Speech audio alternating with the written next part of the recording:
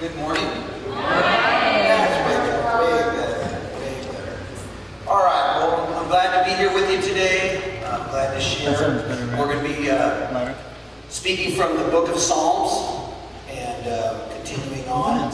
We're going to be talking about being safe. That's a big issue in our world today. Safety. People wanting to be safe. We lock our doors. We put... I go into some neighborhoods and all the windows have bars.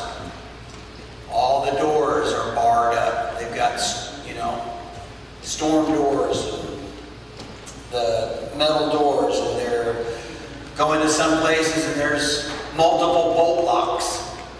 Everybody wants to be safe. And most of us are worried about that kind of safety, the kind of safety that's just physical harm. We're worried about somebody coming into our house at night. Quite a few years back, we misplaced Kathy's keys were misplaced. And in the process of her keys being misplaced, we come to realize that basically we had sold a car to somebody and the guy had went inside while she went to go get the pink slip and he had stolen her keys out of her purse. So my question to her was, because she always kept saying, I don't have a bolt lock key. So I said, you sure you didn't have a bolt lock key? No, I don't have a bolt lock key. So we had all the locks to the house locked to the bolt lock key. And then the guy broke into our house because he had a key, because she did have a bolt lock key. And he stole her rings, he stole a watch, and he did it in the middle of the night he took my wallet while we were in bed. And I get a phone call from the police at like 2 o'clock in the morning. Hey, we just found your wallet at a store that wasn't very far, a few blocks away from us, like a convenience gas station. So I got up in the middle of the night and drove down there. They had my wallet. Then they took me to go have me look at somebody who they had stopped. And then probably a few weeks. So now you're feeling unsafe. For the rest of the night, you're trying to sleep, feeling unsafe because somebody's violated your space. Then about 2 weeks later, I go and out of my van, on the top of my antenna, all the way down at the bottom is my watch. Now sitting, like the person's kind of tormenting me, targeting me a little bit. That's feeling unsafe. Then there's another type of safety, like driving by a donut shop and not pulling in, right? Or somebody now has this big idea that they're going to make whipped cream flavored, like out of Reese's peanut butter cups, and Hershey's chocolate. Yeah, that's no good. That's no good for me, okay? So I don't feel safe around any of that kind of stuff. But that's not what we're talking about here today. So let's read Psalm chapter 4, beginning with verse 1. He says, answer me when I call you, O my righteous God. Give me relief from my distress. Be merciful to me and hear my prayer. How long, O men, will you turn my glory into shame? How long will you love delusions and seek false gods? Selah. Know that the Lord has set apart the godly for himself. The Lord will hear when I call to him. In your anger, do not sin. When you are on your bed, search your hearts and be silent. Selah. Offer right sacrifices and trust in the Lord. Many are asking, who can show us any good? Let the light of your face shine upon us, O Lord. You have filled my heart with greater joy than their grain and new wine abound. I will lie down in peace and sleep in peace. For you alone, O Lord, make me dwell in safety. Let's pray. Lord, I come to you today very thankful and grateful for your word, for how powerful it is in our lives. I pray that you'd help me to preach today in a way that pleases you, that I would do it with power, with boldness, and that I will do it as if I would never, ever get to do it again. Hear our cries, Lord, today. Speak to our hearts and allow us to leave this place different than when we came in. In Jesus' name, amen. So, as we go through this whole thing about being safe, when you were a kid, you used to play tag, right? And when you played tag, there was always, most of the time, a safe zone. There was a place where you could go, especially if you were doing it like in a neighborhood or if you were doing it at school. There was always, and maybe you played tag a different way, but a lot of people played it that way. And if you got to the safe zone, you couldn't be touched. Kind of like, it was like making it to sweet. You're in neutral country, right? And so as you get to these places, playing these games, as Christians, we're constantly being bombarded by things from the enemy. The enemy's constantly chasing us and pushing us and shoving things in our faces and trying to get us to do things and trying to get us to change, trying to get us to believe lies and trying to get us to think that we can't do it and that we're not good enough, and continually telling us all these things, lie after lie after lie, event after event after event, that you can't make it, that you can't do it, that you're always going to be no good, all these things, and he continually pounds and pounds and pounds and pounds, and you're running around, and finally you get to a place that's safe, where all of these things cannot harm you. And that's in Him. When you get to that place in Him, all of these things that are chasing you aren't going to have any effect. And so, I've got three of them. Three things today. You and I are safe in God because, number one, He hears us. One of the great things about God is that God is not like me. God doesn't say, as you begin to talk to Him, and as you're having a conversation with Him, and as you're sharing with Him, God is not constantly saying in that conversation, huh? What? What'd you say? Huh? What'd you say? When you and I are having a conversation with God, and we're talking to God, and we're pouring our heart out to God, and we're being serious, and we're doing these things constantly, and we're after because we need answers from God, and we just want to hear from Him. We want protection, we want safety, we want to feel calm, we want to feel these things. And all the time, if God was constantly saying like we do, huh? What'd you say? Or if God was always preoccupied with something else, looking at His phone, playing a game, watching TV, messing with his car, doing his job, working on the yard, doing all the things that you and I constantly think are the things that are more important, the things that make God happy. No, sometimes what makes God happy, if you will just stop, be quiet, listen, and concentrate, and focus on Him, because He has something to say to you, and He wants you to hear it, not say it constantly. Huh? What'd you say? Many times we can't hear God because we won't shut up long enough that we can actually hear God's voice. Because our voice is constantly speaking. Years ago, there was a big story about a girl by the name of Jessica McClure, who for 58 hours was trapped inside of an abandoned well. She was 22 feet below the ground. It was very difficult to get to her, but her rescuers could hear her singing. She was singing Winnie the Pooh songs. So that was giving them hope and motivation to continue this search. Although she was deep in the ground, trapped in this well, way down there, as long as they could hear her, they knew she was alive. They knew that she was there, and so the efforts continued. Finally, after 58 hours, baby Jessica was rescued from the well. They knew that she was safe because they could hear her. King David knew and understood that he was safe because God heard him. God could hear his voice. He had an impassioned plea. He said, "Hear me when I call, O God, of my righteousness." Obviously, David realized that God could hear him.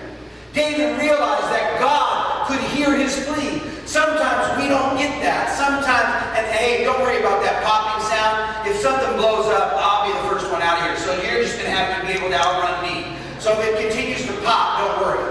Okay? Because I know I keep hearing it, and I'm not worried, but I'm serious. I will step right on this table, right out of here. I'm very nimble when it comes to running from David. Okay? I don't look it, but I am. And I will push any of you down to get in my way as I'm making my way out of here. Yeah, no, that's real talk right there. Real talk. I will help you up later when the place is on fire, trying to get you out. But as I'm going, I'm going to knock you down. All right? Just being straight. All right? So he's concentrating. David knew that God heard him regardless of what he asked him. But his plea kind of shows us where he's at in his relationship to God. He's not trying to be kingly. He's not trying to be super righteous. He's not trying to be super Christian. He's not trying to say it in the right manner. He just says, you hear me when I call. God, when I speak to you, you hear. God, when I speak to you, you're answering.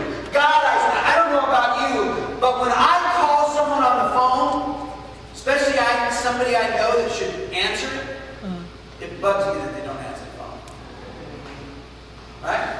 Just like everybody who calls me, and I never have my phone on, and they always call me, and I never answer my phone. I know it bugs them. Right? But we don't call on the phone anymore. We text. Because texting is impersonal.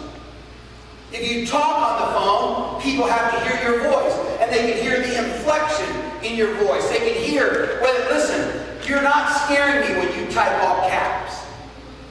I don't go, ooh, they must be mad, ooh. Right? But if you're screaming at me over the phone, that's a different story. I can understand that maybe you're upset. God, in us dealing with him and talking to him, we know that he hears our plea. He hears our cry. That's why we know that we're safe, because God hears us. It's a great thing to know that you're actually saying things and it's not falling on not deaf ears, non-listening ears. It's not falling on someone who can't hear. It's falling on someone who won't hear. He also knew that God loved him. He knew that God would be with him. He knew that God was listening because he was God and he was merciful and he was generous and he is great. David knew that God had heard him when he called because God loved him and was somehow obligated to listen to whatever he was saying and whatever he was sharing with God. Notice that David addresses God with a title, "Oh God of my righteousness." We see David's humble heart. We see where David's at in his life, in his mind, what's going on. Hear me, God, not because I'm righteous, no, because you are righteous. My God, righteousness. David recognized that outside of God, everything else was filthy, undone, and no good. He recognized that even though he might be an earthly king, that in no way could he measure up and even compare to this subject, to his great God. David was using and was used to, people obeying what he said. And he was now having to humbly go and speak to God and ask God to hear his cries. Ask God to hear his pleas. Ask God to hear him when he called. Remember, we talked about this. Part of the issues that was going on is that David was having family trauma. Absalom was running crazy. He was going nuts, and all different kinds of things were happening, and he began to write Psalms. Even before that, before he even got the throne, he was running from Saul constantly. Saul was trying to kill him. Now Absalom was trying to kill him. And then, all of these things were happening, all this turmoil, all this drama in his life, and he just wanted someone to hear it. He continued to ask God, would you listen to me? I can be safe because I know that you hear me. He He talked about the times in which God had relieved him from his distress. He talked about the times when God had been merciful to him. He points back because most of the times of deliverance were times when he was safe in God's presence. God did it then, and David knew that God would do it now. God had done it before. David knew that God would do it now. Amen. One of the things that you and I can do is we can remember all the things that God has done. And this is one of the great things I think about what God enables people to do, is He gives you a memory. When a dog gets hit by a car, sometimes he'll remember it, sometimes he won't. If he continues to chase cars, he didn't remember. Okay? If it hit him so hard or whatever happened, you and I have the ability that when someone leaves this world that we love, we have the ability to remember what they were like. To remember the good times. To remember all these positive things. To have this gift of memory is great. And so you and I can go back and think about how God has delivered us. Think about how God has helped us. Think about what God has done. Think about how God has been God. Think about how great God is. Think about what God is actually performing and doing in our life on a daily basis. We can continually bring that up.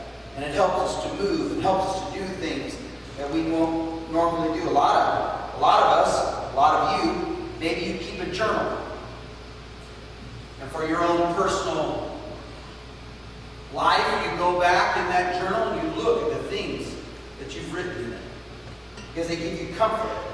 They bring back to your memory things that happened, what you used to be like, and who you used to be, and now where you are now. It takes you and shows you how God has listened and how God has heard and how God has done many of these things in life. Okay? So here we are. In verse 2, David shifts from praying to God to now talking about his enemies. He says, "How long will you turn my glory to shame? How long will you love worthlessness and seek falsehood?" David was close to God, and he was blessed by God. And it caused his enemies to be jealous. How many of you realize that when things are going good, somebody's not going to like it? Somebody's going to be upset by it. Somebody's going to be jealous. Somebody's not going to like it. Most of the time it's going to be the enemy, and sometimes it's just going to be the reaction that people have. The enemy will use that reaction to get a reaction out of us. He will use your good times in order to try to drag you back down to bad times. Because when any time something is going good, somebody's going to try to come and rain on your parade. That's why when that happens, you just start singing that Broadway hit, "They Won't Rain on My Parade." Right? And you just do it with gusto. The only person I can really think about singing it is you. I just think of you singing it and just got your top hat and you're just going along. And the thing about it is, it's in my brain. It's just etched in there. I'm sorry. But that's what the enemy wants to do. He wants to take your smile, and he wants to take your smile and he wants to crush it. He wants to take your joy and he wants to rip it out of your hands.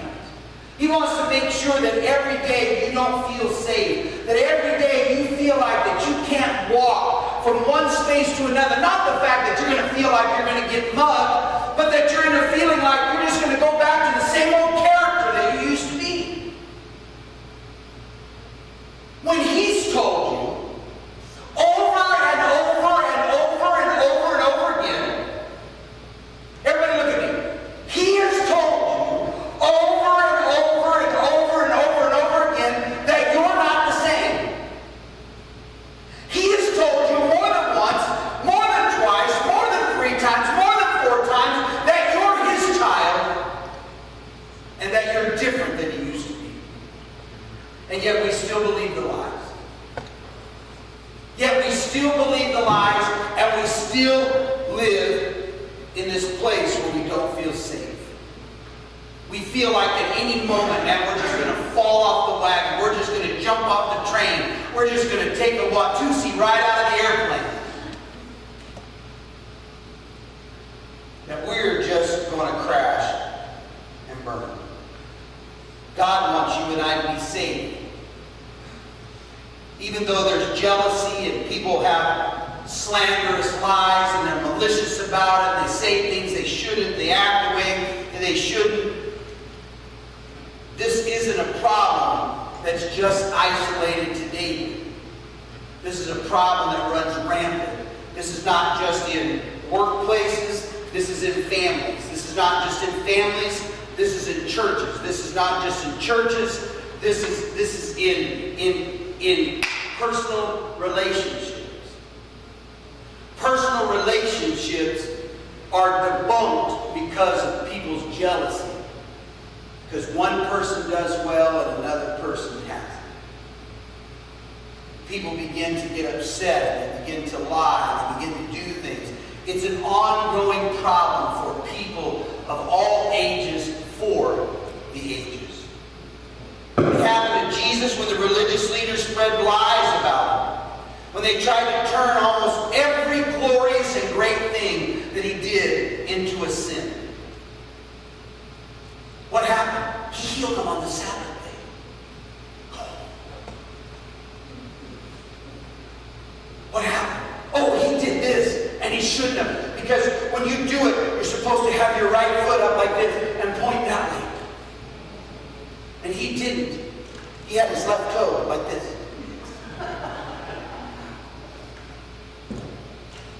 Why are we so upset? Because God didn't do it the way I would do it. He's not doing it the way I have declared it. And so everybody's upset. Everybody's going crazy. In verse 3, instead of continuing the question, David now states some facts for his enemies to hear. He said, the Lord has set apart for himself him who is godly. The Lord will hear when I call to him. When you and I have something that is valuable, that is precious to us, like family photos, maybe a coin collection, maybe a stamp collection, maybe some people have a car collection. For some of the guys that are around here, it would be a guitar collection. They like buying those guitars, right? See, there's nothing wrong with it. I'll go with that, okay? The ladies of their families might not like it so much, but anyway, for some women they have a shoe collection. You know, for every 4 guitars their husband owns, they own 50 pairs of shoes. I see some of you guys did the math really fast right there.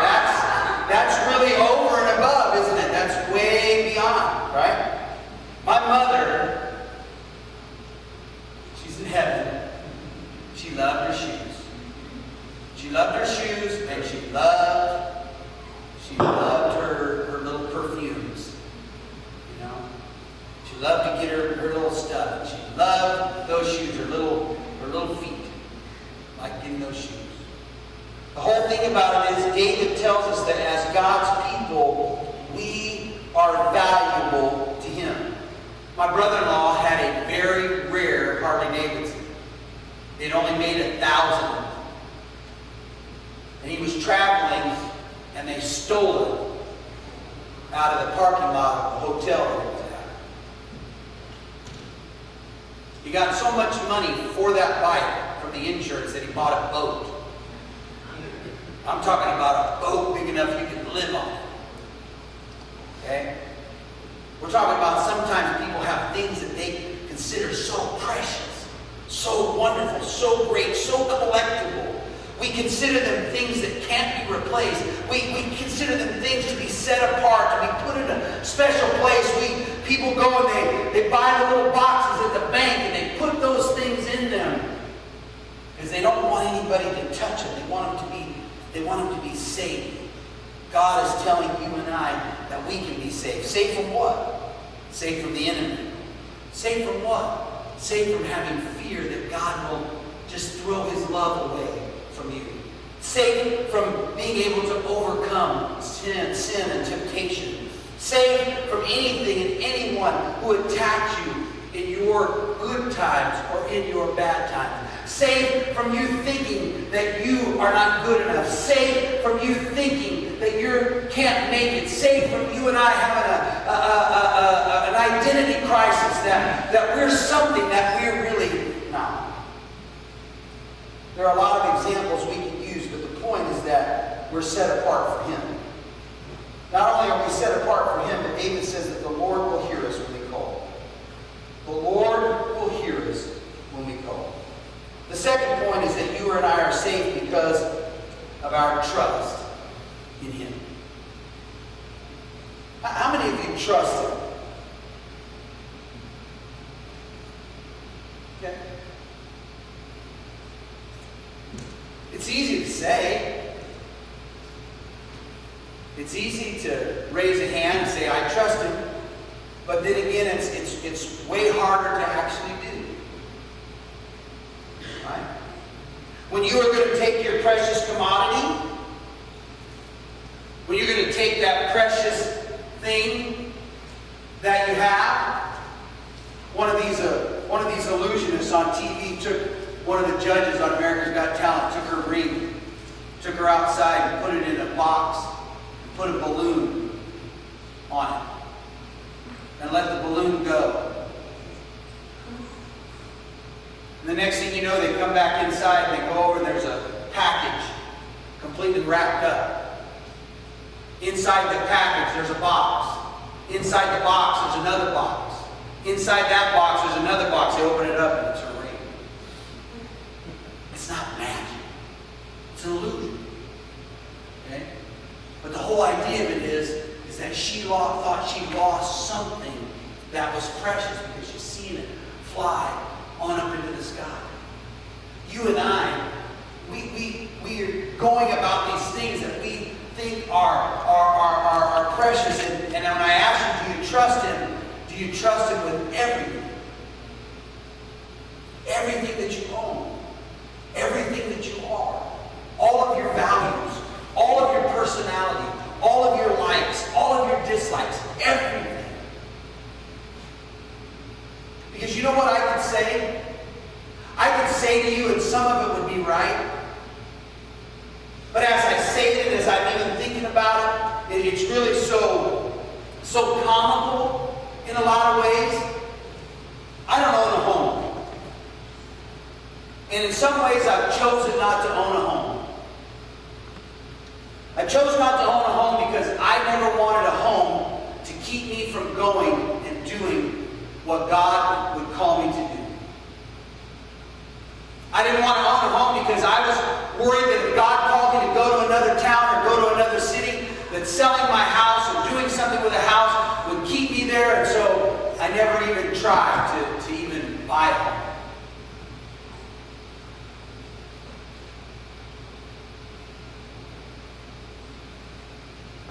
And I thought to myself once, you know, I've given up so much. Then God kind of does one of these.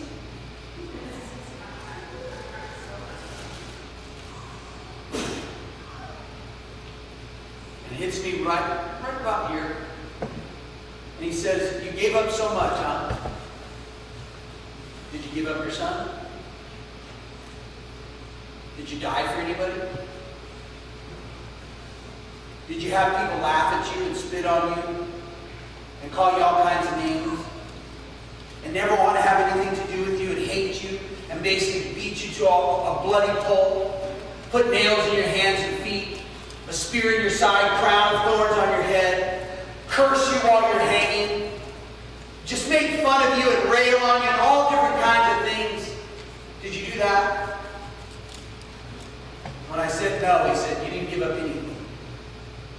I gave up everything for you.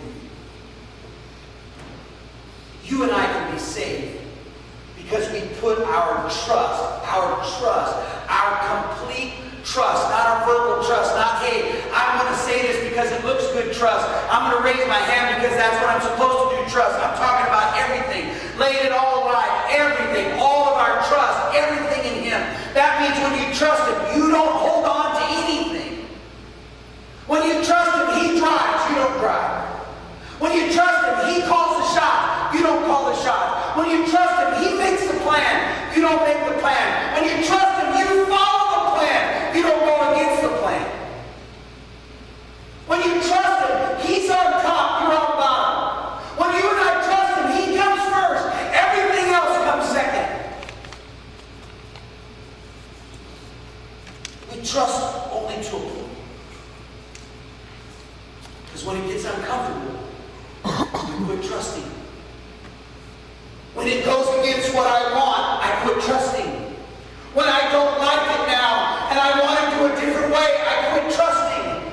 When God, I can't feel this, I don't know what's going on, this isn't the right stuff, I quit trusting.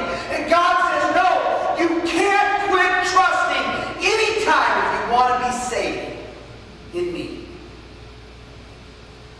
You can be safe because you can trust me. There was a guy and his wife that went to a ski resort a few years back, and it was summertime. And at this ski resort, they had a zip line. He hated heights. He didn't want to go up, but his brother and his wife were pushing him to go up, you know. Saying like that lady does there in the Pirates of the Caribbean, don't be a G. You remember that little part? So they were, you know, doing. And so finally he gets on the ladder. He's going to go down the zip line. He's thinking to himself while he's up there, man, this looks a lot further than I thought when I was, you know, first looking at it. All these kind of things. 3, 2, 1, go. He closes his eyes. He steps off the ledge. And there he goes. Zooming down this zip line till he safely stops. He thought to himself, I'll probably never do that again. But here's the fact. He had to trust the harness. He had to trust the line. He had to trust the helmet. I'm not sure what that helmet's really going to do when you're falling off into a ravine. It's really not going to help you. But he had to trust all these things. Even though he was scared, even though he was perfectly safe the whole time, even though he was afraid, he had put his trust in the harness, he had put his trust in the line, and they did their job. King David had to put his trust somewhere. He couldn't put it in his throne. One of the things he says in one of his songs is that some trust in chariots, some trust in swords. I will trust in the Lord. You and I need to put our trust in something. He had put his trust in God. In verse 4, he says, be angry and do not sin. How can you do that? How can you not sin and be mad? How can you not sin and be angry? How can you not sin and have your fist is as tight as what it is? How can you be angry and not sin? Jesus did it when he threw the money changers out of the temple. Some people do it, they get angry, yet in the midst of their anger, they're kind of calm. And they think. They don't speak in anger. They think while they're angry. They begin even in anger to begin to possibly pray, not only about the anger that they're feeling, but why they're feeling it. Hey, when you're angry, it's really, really a good time to pray. Right? Saves holes in your walls. Saves broken stuff. Saves you getting, mad and hurting yourself. All these kind of things. It's a perfect time to pray. David had a reason to be angry. His enemies were lying about him. They were slandering his name. They were doing all kinds of stuff. They were ruining his reputation. And he's saying, yet, don't sin. You can be angry, but do not sin. David realized that if he acted in his anger through the way he felt, that he wasn't going to be able to fix anything. So he trusted the Lord with his anger. He trusted the Lord with the way he was feeling. So instead of being sinning, he began to do something else. He said, meditate with your heart on your bed and be still. Be still. The first thing we want to do when we get angry is we want to lash out. We definitely don't want to be still. First thing we want to do when we get angry, we want to kick something. be still. The first thing we want to do is we want to stomp, we want to have a tantrum. We want to scream and yell, we want to flick our hands back, we want to throw our head back. God said, no, you need to meditate with your heart and be still. Amen. He adds the word Selah, which means don't miss this. Read it again. This is important. Don't miss this.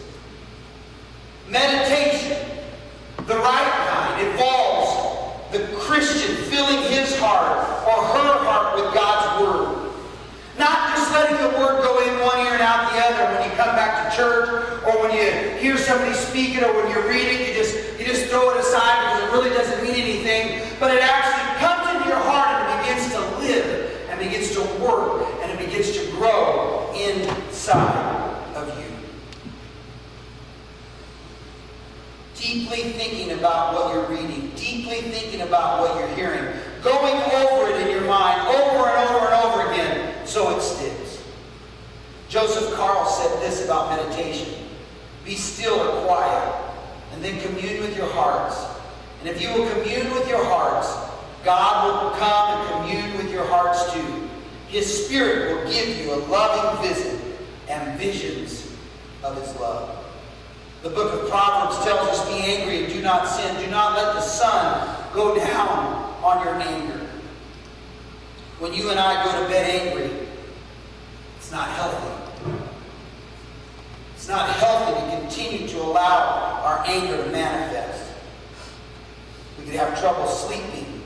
We can begin to have crazy thoughts, begin to think things that we shouldn't. David says you need to be quiet. You need to be still. You need to listen and meditate on my word so that I can help you through this situation.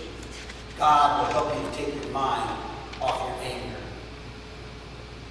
If you and I would meditate instead of boiling up in anger, we would feel a lot more safer. In verse 5, he tells us to offer the sacrifices of righteousness and to put our trust in the Lord. David again now shifting back to addressing his enemies. And instead of yelling at them in anger, he instead tells them that they must, what they have to do to get right with God. That they needed to turn away from sinful things, turn away from their verbal attacks, turn away from their sinful plans, turn away from the things that they were doing, and become true worshipers of the Lord. David's enemies and any person who wasn't going to give in to this trust, they had an opportunity to learn what they could do to trust God. David continues to tell them to trust Him. What a wonderful way for David to show his enemies how much he cared, rather than just be a mimicker of hate and a mimicker of anger, and a guy who was going to wield, man, he could have wielded a scepter. He was the king. He could have started slapping fools all over the place. But he decided not to. He said, trust the Lord. Trust the Lord. They didn't worship God with genuine hearts. They didn't worship God in the way that was right. David says, check yourself. Trust the Lord. Don't be just a religious practicer. Don't just be someone who goes through the motions. Don't be someone who just goes to church. Why? Because it's Sunday. That's what I'm supposed to do. Don't just go to church because why? Because it's Saturday. That's what I'm supposed to do. You and I actually are supposed to worship in spirit and in truth. You and I are supposed to give of ourselves. We're supposed to allow God's word to penetrate our hearts. The songs that we're singing, to actually listen to the words and allow those words to penetrate our hearts, to actually do something to where there can be a metanoia, there can be a change of our mind that allows us a change of heart, that gives us a change of direction, that something finally actually changes in our lives, and we just don't keep on going the same old crazy, crummy, terrible way that we've been going all this time. Trust Him. David was saved because he trusted God. He wanted even his worst enemies to trust Him. David couldn't change them, but he wanted them to trust Him. And then the last thing is you and I can be saved because we're blessed. We live in the greatest, and I know people debate this all the time. You listen to the news, and they're going to tell you how bad it is. They're going to tell you how everything's bad, everything's bad, everything's bad. Every news channel does it. Everything's bad. This is the apocalypse. It's all going to hell in a handbasket. You and I need to run for our lives. Oh, it's true. It's true. Because if you think for 1 minute that this world is ever going to get any better, you're living a fallacy. We live in a world of evil people, in a world of evil ideas, in a world where people will only get their way, no other way, or it's the highway. And they will do whatever they have to do. They will throw out God. They will throw out His Word. Do you know that you and I live in a state to where this state wants to actually make it illegal for us to be here today doing what we're doing? There are people that are in the Senate, in the state legislature of this evil, sinful state that want it to be illegal for us to preach from the Bible. And they're the ones controlling this popping sound. I can't do anything about it. It's some evil state senator who's got a popping clicker in the back that just keeps popping every 5 seconds. Yeah. Right?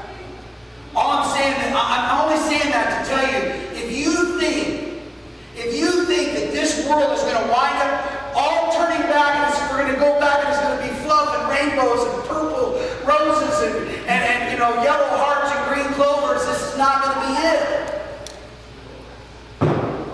Good night, Irene. This world is going to hell faster than you and I can go to Blue Blazes. Right? And the thing about it is that we think that something's going to change if I just sit here and watch. No, something will change when you and I trust. Something will change when you and I realize that God hears. Something will change when you and I realize how blessed we are by Him. A guy was diagnosed with sleep apnea, and it was a very complex type. He wasn't getting any rest at all, because all throughout the night his brain was not telling his lungs to breathe. And so constantly he stopped breathing over and over and over again. When he went to his study, that the doctor told him that he stopped breathing over 40 times in an hour. Now, man, that is bad sleep apnea right there. All right? And so when they figured out that it was central apnea and non-obstructive, they gave him a machine, an ASV machine, and more advanced intelligence machine. And what happens is there's a water tube that he fills with water every night, and it humidifies the air. And the air goes through a climate line, air-heated tube, and through the mask that he wears to bed. And it's a constant flow of air. The machine pays attention to his breathing. It knows when he stops breathing or when he's breathing weaker. And at that point, the machine increases this air pressure. A burst of air goes in through his nose and mouth. So the machine is basically breathing for him. A couple of times, he held his breath to see what the machine would do. See if he could fool it, right? He held his breath, and boom, man, that burst of air came through there because the machine thought he had stopped breathing. It's a lifesaver, and he considers it to be a blessing. He can go to sleep in peace, and he can have rest. David also felt safe because he knew that he was blessed in every way. One of the things that you and I should do on a recurring basis is that we should write down the blessings that we have. You know, we've seen there's two little blessings back there. They look the same, right? Two little boys, blessings. You can begin there and go through all the processes, and I can imagine they can tell you all kinds of, mom and dad can tell you all kinds of stories. traumatic experience that they've went through to even get their boys home. But the whole thing about it is that you and I live in the greatest country in the world where there are people who struggle every day to literally eat. They struggle every day to literally have water. They struggle every day to really be out of the elements. We have some friends of ours that went on a mission trip to Haiti. And in Haiti, the people were rebelling. They were basically going after some of the missionaries that were there. And they had to leave the country really fast. It's happened before in the Ivory Coast. It's happened in other places. You and I think that we kind of have it bad sometimes. But even on our worst days, they would be the best days for a lot of other people in these third world countries. You and I need to know that the food you throw away every day, the water in the half drink out of the water bottles that you and I sit around that we find all over the place, that water is precious to someone because, man, for them even a handful of rice a day is what they get. They've been through drought after drought after drought. They've been through insurgents by this group hated the government, this group hated that group that hated the government, this group hated that group that hated that group that hated the government, and on and on and on. And each group just comes in and just wreaks havoc, rapes the women, beats the children, kills the men, does whatever they want to do to take over for power and do whatever that they want to do. You and I think a lot of things. I don't think we even realize how bad people in North Korea have it. There are people in North Korea that are starving to death because there are so many sanctions on them because their government doesn't care. And all I'm telling you is that we're blessed as people. You and I are blessed and we can be saved because we can actually say it. You can actually say it with a smile. You can actually say it with confidence. I'm blessed by God. I don't have to worry about somebody breaking in because I'm a terrible preacher. And somebody whipped me and throw me in prison because I actually preached out the Bible. I don't have to worry about whether or not I'm going to have water today. Forget about taking a shower. Forget about having a bath. What about actually being able to drink it? And not getting cholera? What about actually sleeping and not getting bitten by a mosquito and dying? Because I don't have a mosquito net where I sleep. Oh man, we got it easy. We got easy mosquitoes here.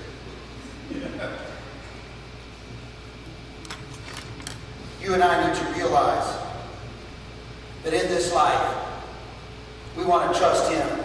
David says, don't look at them. Look at God. He's telling you and I that God will treat us right.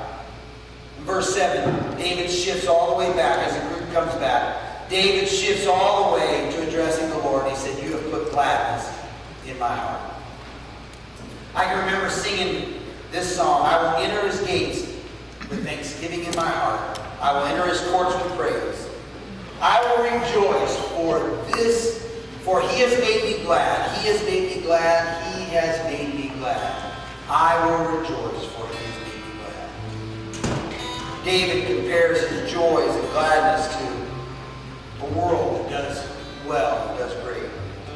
Obviously, it's wonderful when we're prosperous. It's wonderful when we got a job. It's wonderful when everything is going good. But what about the days when it's not going so good? David said that these things don't determine my happiness. That my happiness comes from the blessings that I get from you. It doesn't matter what trials you and I are facing. It doesn't matter what persecution we're getting from our enemies. It doesn't matter if our enemies are lying about us or saying all kinds of stuff about us. You and I are saved in Christ. And His blessings prove true over and over and over. G. Campbell Morgan said this is a glorious conception of sleep. Jehovah gathers the trusting soul into a place of safety by taking it away from all the things which trouble or harass the tried and tired child of his love, his pavilion, and his peace. And the last thing I want to share with you today is that true joy and peace depend not on your circumstances or mine, but on God's provisions and God's protection. May the God of peace continue to keep us safe. May the God of this great world, of this great planet, our great Creator, may the God of this great place, may He continue to shed His light and His love on all of us. And may we finally one day, in our hearts and our minds, agree together to know that without Him, we're nothing. You and I can be safe in Him because He hears us. You and I can be safe in Him because we trust Him. You and I can be safe in Him because He blesses us.